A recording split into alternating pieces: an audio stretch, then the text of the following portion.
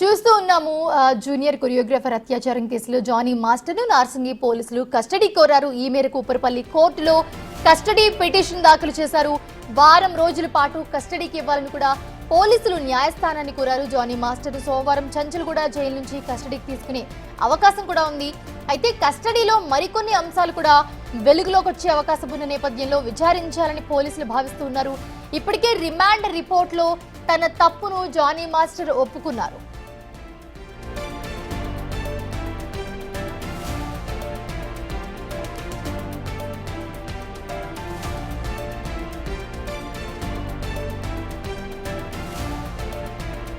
అయితే మరోవైపు చూస్తే గనక రిమాండ్ రిపోర్ట్లో జానీ మాస్టర్ భార్య ఆయేషా బెదిరించినట్లు పోలీసులు పేర్కొన్నారు. బాధిత యువతి ఇచ్చిన స్టేట్మెంట్ ఆధారంగా దర్యాప్తు ముమ్మరం చేశారు.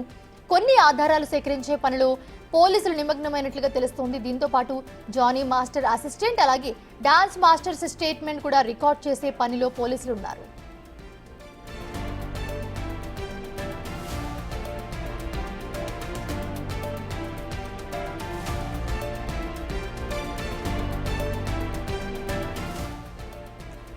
జూనియర్ కొరియోగ్రాఫర్ అత్యాచారం కేసులో జానీ మాస్టర్ను నార్సింగి పోలీసులు కస్టడీకి తీసుకున్నారు. అయితే కస్టడీకి కోరారు. ఈ మేరకు కూడా ఉపరపల్లి కోర్టులో కస్టడీ పిటిషన్ కూడా దాఖలు చేశారు పోలీసులు. వారం రోజుల పాటు కస్టడీకి ఇవ్వాలని కూడా పోలీసులు న్యాయస్థానాన్ని కోరారు. జానీ మాస్టర్ను సోమవారం చంచల్గూడ జైలు నుంచి కస్టడీకి తీసుకునే అవకాశం ఉంది. కస్టడీలో మరికొన్ని అంశాలు వెలుగులోకి వచ్చే అవకాశం ఉన్న నేపథ్యంలో విచారించాలని కూడా పోలీసులు భావిస్తున్నారు. ఇప్పటికే రిమాండ్ రిపోర్ట్లో తన తప్పును జానీ మాస్టర్ ఒప్పుకున్నారు.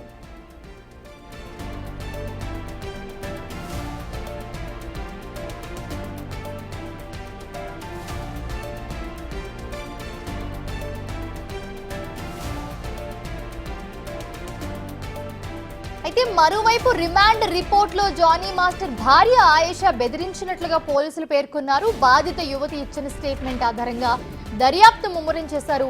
కొన్ని ఆధారాలు సేకరించే పనిలో పోలీసులు నిమగ్నమైనట్లుగా తెలుస్తోంది. దీంతో పాటు Jani master assistant dance masters statement record చేసే పనిలో పోలీసులు ఉన్నారు ప్రస్తుతం.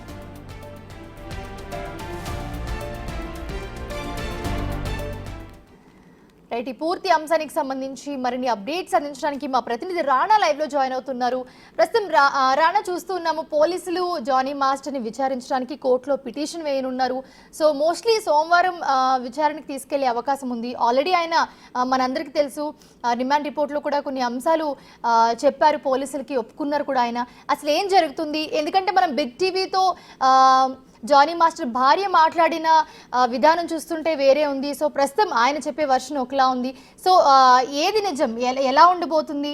సో ఇంకొక విషయం ఏంటంటే ఏదైతే రిమాండ్ రిపోర్ట్ ఉందో దాంట్లో జానీ మాస్టర్ భార్య గురించి కూడా ప్రస్తావించారు. ఆవిడ కూడా బెదిరించినట్లుగా చెప్పారు. సో ఆవిడ చెప్పే వర్షన్ ఒకలా ఉంది, ఇక్కడ మనకు పోలీసులు చెప్తున్న వర్షన్ ఒకలా ఉంది. అప్డేట్స్ ఏంటి? అంటే పోలీసులు చెప్తున్న వర్షన్ ఏంటంటే ఎగ్జాక్ట్గా ఇలాంటి పోక్సో చట్టం కింద వచ్చినటువంటి కేసుల్లో బాధితురాలు స్టేట్మెంట్ ఏది ఇస్తారో అదే స్టేట్మెంట్ రిమాండ్ రిపోర్ట్లో కూడా మ్యాక్సిమం పెడతారు. ఎందుకంటే ఆమె అలిగేషన్స్ చేసింది కాబట్టి ఫస్ట్ అయితే పెట్టేస్తారు. తర్వాత రిమాండ్ చేసిన తర్వాత దానికి సంబంధించి పూర్తి ఆధారాలు కానీ అవన్నీ కూడా సేకరిస్తారు విచారణలో భాగంగా. అయితే ఇక్కడ ఆల్రెడీ ఇప్పుడు 14 రోజుల పాటు కూడా ఆయన చంచల్గూడ జైలుకి వెళ్ళాడు కాబట్టి రిమాండ్లో ఇవాళ పిటిషన్ కూడా వేశారు ఉపరపల్లి కోర్టులో. దాదాపు వారం రోజుల పాటు కూడా ఏదైతే జానీ మాస్టర్ని మాకు కస్టడీ కావాలని కూడా వాళ్ళు పోలీసులు కోరడం జరిగింది. అయితే సోమవారం నుంచి కూడా కస్టడీకి అనుమతించే అవకాశం ఉన్నట్టుగా మనకు సమాచారం ఉంది. ఒకవేళ కానీ నిజంగానే వారు అనుకున్నట్టుగా వారం రోజుల పాటు కూడా అనుమతిస్తే మాత్రం అనేక కోణాల్లో కూడా పోలీసులు విచారించాలనే ఉద్దేశంతో కూడా ఉన్నారు. ఎందుకంటే బాధితురాలు కొన్ని అలిగేషన్ చేసింది. తర్వాత నిన్న మొన్నటి నుంచి కూడా జానీ మాస్టర్ సంబంధించిన సతీమణి సుమలత అలియాస్ ఆయేషా ఆమె కూడా కొన్ని అలిగేషన్స్ కూడా చేసింది కాబట్టి ఆ అలిగేషన్ అంతా కూడా తేటతెల్లం చేయాలి. ముఖ్యంగా నిజంగానే బాధితురాలు చెప్తున్నట్టుగా అక్కడ అసాల్ట్ జరిగిందా, మల్టిపుల్ టైమ్స్ జరిగిందా, లేకపోతే వీళ్ళిద్దరికీ ఏమన్నా మ్యూచువల్ అండర్స్టాండింగ్ ఉందా, మ్యూచువల్ కన్సర్న్ ఉందా ఏంటంటే దానిపై కూడా ఇప్పుడు దర్యాప్తులు అయితే చేయాల్సినటువంటి పరిస్థితి ఏర్పడుతుంది. అయితే బాధితురాలు మాత్రం ముంబైలో నా పైన మొదటిగా అఘాయిత్యం జరిగింది కాబట్టి అప్పుడు నా వయసు 16 సంవత్సరాలనేసి కూడా స్టేట్మెంట్లో పేర్కొంది. సో దాని దగ్గరగా ఎప్పుడు ఏ హోటల్ ముంబైలో అప్పుడు ఎవరెవరు వెళ్ళారు, అప్పుడు మేనేజర్ ఎవరు, ఈమెకి కాల్ చేసింది ఎవరు, దాంతోపాటు స్టేట్మెంట్లో కూడా కూడా చాలా క్లియర్గా హోటల్ రూమ్కి వెళ్ళినప్పుడు జానీ మాస్టరే నాకు ఫోన్ చేసి నీ దగ్గర ఉన్నటువంటి ఆధార్ కార్డు డాక్యుమెంట్స్ అంతా కూడా నా రూమ్ తీసుకురమ్మనేసి చెప్పాడు. అవి నేను రెండు తీసుకెళ్ళాను. తీసుకెళ్ళగానే ఒక్కసారిగా కూడా రూమ్ ఓపెన్ ఉంది. ఓపెన్ ఉన్నప్పుడు నేను తలుపు లోపలికి తీసే కొందరికి అతను వెనక నుంచి కూడా తలుపు వేసి బోల్ట్ వేసాడు. తర్వాత నా పైన అఘాయిత్యం చేశాడు, నన్ను బెదిరించాడంటూ కూడా ఆమె చెప్పినటువంటి పరిస్థితి కనబడుతుంది. ఇదే అంశాన్ని జానీ మాస్టర్ మరొక అసిస్టెంట్ కొరియోగ్రాఫర్ అయితే ఉన్నారో ఒక వ్యక్తికి నేను చెప్పాను. అతను మాత్రం ఇటు పోలీస్ స్టేషన్కి వెళ్ళి కంప్లైంట్ ఇవ్వమనేసి కూడా చెప్పాడనేసి కూడా ఆమె చెప్తున్నట్టు వర్షన్. అయితే ఆ సందర్భంలో ఇద్దరు మేల్ కొరియోగ్రాఫర్స్ అక్కడికి వెళ్ళారు, జానీ మాస్టర్తో పాటు అలాగే విక్టిమ్తో పాటు. సో వాళ్ళిద్దరు కూడా విచారించాలనేసి కూడా పోలీసులు భావిస్తున్నట్టుగా నేపథ్యం అయితే కనపడుతుంది. దానితో పాటు ఏదో అంత ఈ ఆషామాషిగా ఈ కేసును అయితే పోలీసులు తీసుకోవటం లేదు. ఎందుకంటే చాలామంది ఇన్వాల్వ్ అయ్యారు, చాలామంది అనేక రకమైనటువంటి ఆరోపణలు కూడా చేస్తున్నారు. పక్కెట్లో మహిళా కమిషన్ దగ్గర కూడా ఈమె ఫిర్యాదు కూడా చేసింది, భరోసా సెంటర్లో కూడా ఫిర్యాదు చేసింది. సో అవన్నీ చేసుకుని ఆమె దగ్గర ఉన్నటువంటి ఎవిడెన్స్ కూడా కొన్ని తీసుకున్నారు. ఇంకా కొన్ని ఎవిడెన్స్ కూడా కలెక్ట్ చేయాల్సినటువంటి అవసరం ఉంది. కాబట్టి ఇప్పుడు అసాల్ట్ 16 ఏళ్ళ సమయంలో నిజంగానే జరిగిందా లేదా అనేది దానికి సాక్షులు ఎవరైనా ఉన్నారంటే ముంబై టూర్కి వెళ్ళినటువంటి అసిస్టెంట్స్ని ఖచ్చితంగా విచారిస్తే అది నిజం అబద్ధం అనేది కూడా తెలిపోతుందని కూడా పోలీసులు భావిస్తున్నట్టుగా మనకు సమాచారం ఉంది. దాంతోపాటు ఈ జానీ మాస్టర్ సంబంధించినటువంటి వాళ్ళ వైఫ్ ఏమని కొట్టింది అనేది కూడా చెప్తుంది. సో విక్టిమ్ ఇంటర్వ్యూలో కూడా నేను కొట్టానని కూడా చెప్తుంది. దానికి కారణాన్ని కూడా ఆమె వివరించింది. నేను ఎందుకు కొట్టాల్సి వచ్చిందంటే నా భర్తని నాకు కానియకుండా నా పిల్లలకి కానియకుండా ఆమె ఎక్స్ట్రీమ్ లెవెల్కి వెళ్ళిపోయింది. సో తన బంధాన్ని ఎక్కువగా తీసుకెళ్ళిపోయింది. చాలాసార్లు చెప్పి చూశాను, అయినా వినట్లేదు. వినకపోయేసరికి నేను ఇదేంటని ప్రశ్నించడానికి ఇంటికి వెళ్ళినప్పుడు అక్కడ కూడా నా భర్త పక్కన నిలబడుకోవడానికి ఆమె ప్రయత్నించి అప్పుడు కోపం వచ్చి నేను ఒక దెబ్బ కొట్టాననేసి కూడా ఆమె చెప్పినట్టు నేపథ్యం కనపడుతుంది. ఒకవేళ నిజంగానే పోలీసులు కూడా ఆమె మీద కూడా కేసు పెట్టాలనుకుంటే మాత్రం ఆ బెదిరింపు చిన్న కేసే అవుతుంది, పెద్దగా ప్రభావం ఉండదు. దానికి ఫైన్ కూడా ఉంటుంది అనేసి కూడా ఒక 1000 రూపాయల దాకా ఫైన్ ఉంటుంది కోర్టుకి వెళ్ళినా కూడా అనేది పోలీసులు చెప్తున్నట్టు వర్షను. కాకపోతే సినిమా ఇండస్ట్రీకి సంబంధించిన అందరి దగ్గర కూడా కొంతవరకు కూడా ఎంక్వైరీ చేస్తాం. మిగతా ఫీమేల్ డాన్సర్స్తో పాటు ఆయన ఎవరితో ఎక్కడ క్లోజ్గా ఉన్నారు ఏంటి అనేది కూడా పూర్తిగా విచారిస్తామని చెప్తున్నారు. దాంతోపాటు ఈ విక్టిమ్స్ సంబంధించిన ఫ్రెండ్స్ని కూడా విచారించాలని కూడా పోలీసులు భావిస్తున్నట్టుగా మనకు సమాచారం అవుతుంది.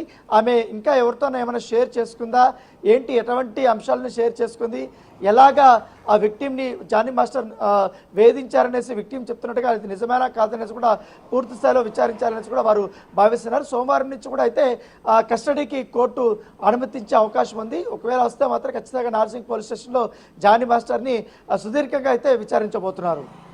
ఎస్ రాణా, ఇప్పుడు మీరు చెప్పినట్టే ఇక్కడ ఒక చిన్న డౌట్ ఉంది. ఏంటంటే జానీ మాస్టర్ భార్య కూడా రిమాండ్ రిపోర్ట్ నా వరకు ఇంకా రాలేదు, నేను చూడలేదు, దాంట్లో ఏమేమి ఉన్నాయో కూడా నాకు తెలియదు అని చెప్తున్నారు. ఒక్కసారి రిమాండ్ రిపోర్ట్లో జానీ మాస్టర్ ఒప్పుకున్న అంశాలు ఏవైతే ఉన్నాయో ఒక్కసారి చెప్పగలరా?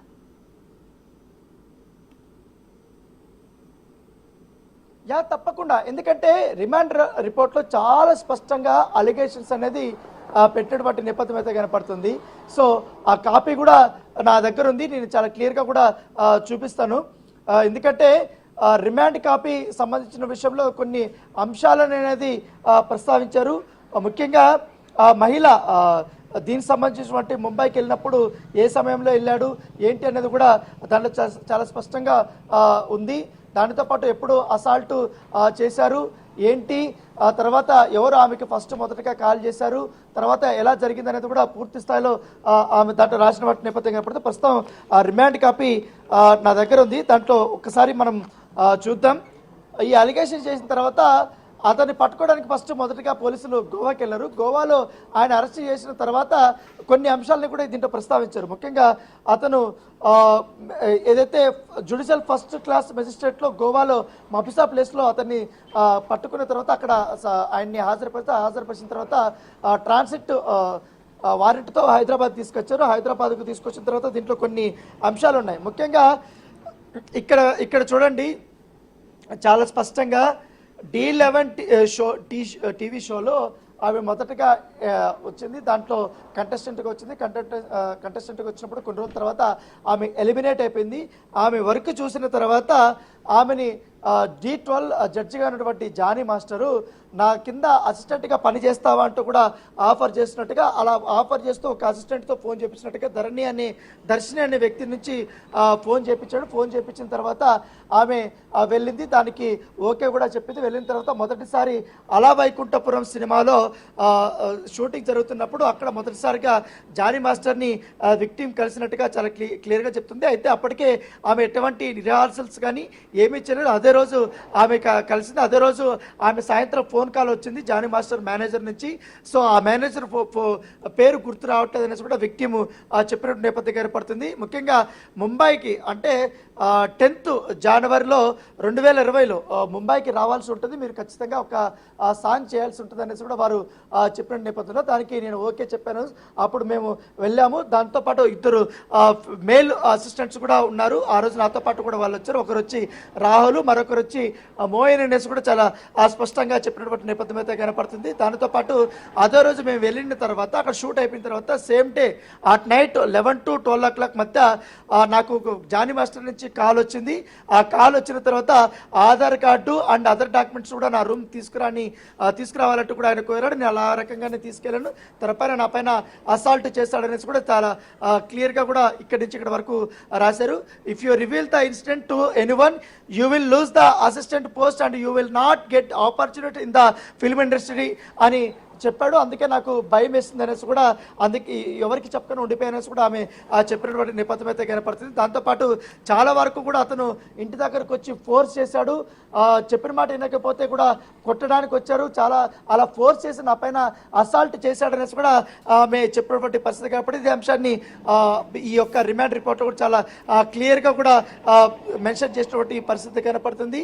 మళ్ళీ తర్వాత ఇట్లాగే రెగ్యులర్గా జరుగుతున్న సేపు మరి కొన్ని రోజులకి నేను ఆయన మాట వినకపోయేసరికి నాకు కొన్ని ఆపర్చునిటీస్ అనేది రాకుండా చేశాడు. ఆయన కూడా అసిస్టెంట్గా నన్ను తీసేశాడు. తర్వాత నేను చాలా ఇబ్బందులు పడ్డాను, నాకు ఎక్కడా కూడా అవకాశం రాలేదు. సో మళ్ళీ నేను అవకాశం కోసం జానీ మాస్టర్ దగ్గరికి వెళ్ళాను. అప్పుడు కూడా నా అవకాశాన్ని ఆయన ఇంకో రకంగా భావించి మళ్ళీ నా పైన అఘాయిత్యం చేశాడంటూ కూడా దాంట్లో చాలా క్లియర్గా కూడా రాసినటువంటి నేపథ్యం అయితే కనపడుతుంది. దాంతోపాటు ఈ జానీ మాస్టర్ వైఫ్ గురించి ఆమె ఇక్కడ రాసిన పరిస్థితి కనపడుతుంది. సో ఒక ఇన్సిడెంట్లో ముఖ్యంగా జానీ మాస్టర్ వైఫ్ నా మీదకు తిట్టుకుంటూ వచ్చి నన్ను కొట్టింది. చాలా వరకు కూడా మల్టిపుల్ టైమ్స్ నా పైన ఆమె కొట్టిందనేసి కూడా దీంట్లో చెప్పినటువంటి నేపథ్యం అయితే కనపడుతుంది. దానితో పాటు చాలా వరకు కూడా నన్ను ప్రాజెక్టుల నుంచి కూడా తీసేయడము, తర్వాత వేరే ఒక ప్లేస్ దగ్గరికి వెళ్తే అక్కడికి వెళ్ళి మనుషులు పంపించు అక్కడ కూడా తిడుతూ నన్ను తీపించడం అవన్నీ కూడా చేపించారు.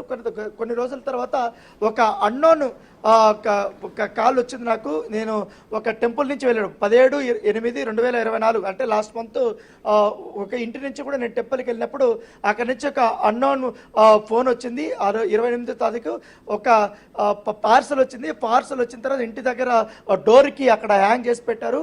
అక్కడికి వెళ్ళి ఓపెన్ చేసి చూసేసరికి దాంట్లో చాలా స్పష్టంగా congratulations for song but be very careful అనేసి కూడా దీంట్లో ఉంది అనేసి, దాంతో నాకు చాలా భయం వేసిందంటే కూడా ఆమె దీంట్లో చాలా స్పష్టంగా రాసింది. అయితే జానీ మాస్టర్ వల్ల కూడా చాలా హరాస్మెంట్, ఫిజికల్ అసాల్ట్ కూడా నా పైన జరిగింది. దాంతోపాటు నా కెరీర్ కూడా నాశనం చేయడానికి ఆయన ప్రయత్నించాడంటూ కూడా కేసు నమోదు చేసినటువంటి నేపథ్యం అయితే కనపడుతుంది. అయితే ఈమె ఒకటే కూతురు, పెద్ద కూతురు అనేసి కూడా చెప్తుంది వాళ్ళ కుటుంబానికి. ఈమె జీవనాధారంగానే ఉంది.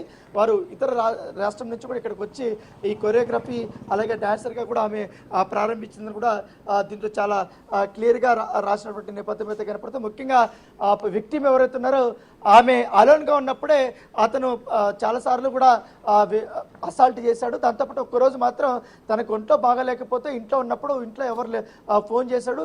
ఇంట్లో ఎవరు లేరు, నాకు బాగాలేదు మాస్టర్ అనేసి నేను పడుకొని ఉన్నాననేసి కూడా చెప్తే మళ్ళీ ఒక 2 గంటల్లో అతను ఆ విక్టిమ్ ఇంటి దగ్గరికి వెళ్ళినట్టుగా ఇంటికి వెళ్ళినప్పుడు ఆమెను బలవంతం చేసి అప్పుడు కూడా ఆమె పైన అఘాయిత్యం చేశాడు. బాగలేనని చెప్పినా కూడా అసాల్ట్ చేశాడనేసి కూడా దీంట్లో ఆమె రాసినటువంటి నేపథ్యం అయితే కనపడుతుంది. తర్వాత సుమలత వచ్చింది, సుమలత నన్ను కొట్టింది, అనేక రకాలుగా కూడా బెదిరించింది అనేసి కూడా దీంట్లో రాసింది. సో అప్పటి నుంచి ఇప్పటి వరకు కూడా 2020 నుంచి ఇప్పటి వరకు కూడా అనేక సార్లు నా పైన అఘాయిత్యం చేశాడు అనేసి కూడా చెప్పడం జరిగింది.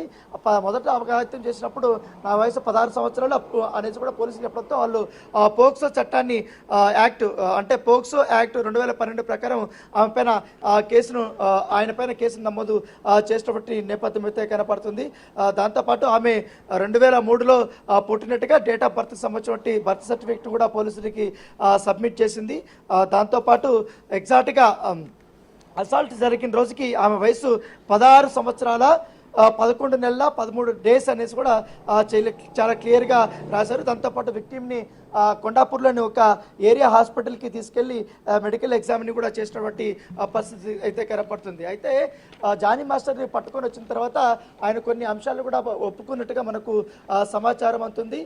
దాంట్లో చాలా ఈజీగా ద అక్యూజ్డ్ యూజ్డ్ టు ఎక్కువగా ఆమె ఇంటికి వెళ్ళేటోడు, ఎవరు లేనప్పుడు కూడా వెళ్ళేటోడు, ఆమె పైన చాలా వరకు కూడా అసాల్ట్ చేశాడనేసి కూడా చెప్పడం జరిగింది. ఒకవేళ తన కోరిక తీర్చకపోతే ఆమెను ఏ విధంగా భయపెట్టాడు, బలవంతం పెట్టాడు అని కూడా చాలా క్లియర్గా కూడా ఇందులో రాసినటువంటి నేపథ్యం అయితే కనపడుతుంది. దానితో పాటు ఈ తెలుగు ఫిలిం ఇండస్ట్రీకి సంబంధించిన డాన్సర్స్ అసోసియేషన్ ఉంది, దాంట్లో కూడా నేను కంప్లైంట్ ఫైల్ చేశాననేసి కూడా దీంట్లో రాశారు. దాంట్లో కేసు రిజిస్టర్ కూడా చేశారు. తర్వాత నేను ఇటు రాయదుర్గం పోలీస్ స్టేషన్కి వెళ్ళాను. అక్కడ